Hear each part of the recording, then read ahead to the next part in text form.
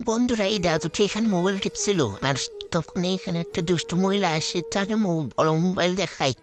আর দাদু সেই মোবাইলটা নেওয়ার জন্য তাকে দেখতে চাই, কিন্তু দুষ্ট মহিলা তাকে মোবাইল দেয় না। এই ব্যবহারটা তার নাতি দেখতে পায়, তখনই দেখেন তার নাতি চলে আসে। তার নাতি বলছে, দাদু তুমি চিন্তা করো না, তোমাকে ঠিক কাঠের মোবাইল বানিয়ে দেবো। সেই মোবাইলটা দেখে সবাই অবাক হয়ে যাবে।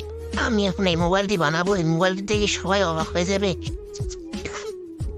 বন্ধুরা সবাই ভালো করে ভিডিওটা লোক, মহিলাটি আমার দাদাকে অনেকক্ষণ তো অপমান করছিলাম, সেদিন দেখতে পাই। তারপরে আমি এই মোবাইলটা বানাতে চলে আসি। আমি এমন একটা মোবাইল বানাবো, সবাই দেখো সত্যি অবাক হয়ে যাবে। তার জন্য মোবাইলটা তুমি দেখো, আর বানাচ্ছি দেখো সবাই। বন্ধুরা আমার এই গল্পটি বানাইতে অনেক সময় লাগছে। আর তোমাদের একটা লাইক করতে 1 সেকেন্ডও সময় লাগবে না। তোমরা কষ্ট করে একটা লাইক করে দিও বন্ধুরা। এই তো আমি ইতিমধ্যে মোবাইলটা বানিয়ে ফেলছি, এখন আমার দাদুকে দিলে তো অনেক খুশি হবে। এতে আমার দাদু তো অনেক খুশি হয়েছে। আমি এখন যাই, দাদু তোমার মোবাইল দেখো।